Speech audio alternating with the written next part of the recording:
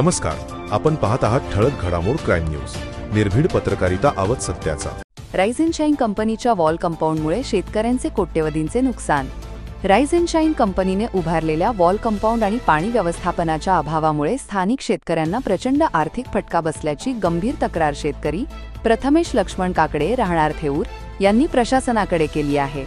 शेतकऱ्यांच्या आरोपानुसार कंपनीच्या कंपाऊंडमुळे परिसरातील नैसर्गिक पाण्याचा निचरा पूर्णपणे बंद झाला आहे. परिणामी आजूबाजूच्या शेतांमध्ये व घरांमध्ये मोठ्या प्रमाणात पाणी साचले असून प्रत्येकी शेतकऱ्यांचे सुमारे 2 ते 4 लाख रुपयांचे नुकसान झाले आहे. तब्बल 10 शेतकऱ्यांना याचा फटका बसल्याने एकूण 20 ते 25 लाख रुपयांपर्यंतचे आर्थिक नुकसान झाल्याचा अंदाज व्यक्त करण्यात आला आहे.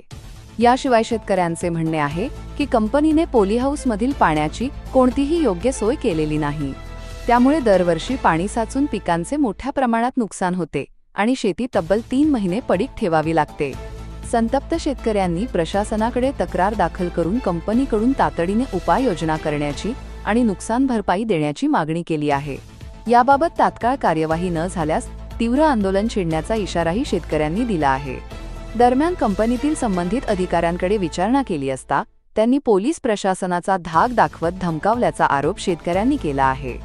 स्थानिक नागरिकांनी देखील शेतकऱ्यांच्या लढ्याला पाठिंबा देत प्रशासनाने तातडीने हस्तक्षेप करण्याची मागणी केली आहे. ही तक्रार माननीय उपमुख्यमंत्री अजितदादा पवार असेच थेऊर येथील तलाठी आणि सर्कल अधिकाऱ्यांकडे लेखी स्वरूपात सादर करण्यात आली आहे. प्रतिनिधी आविष्कार फुले सोबत ठळक घडामोड.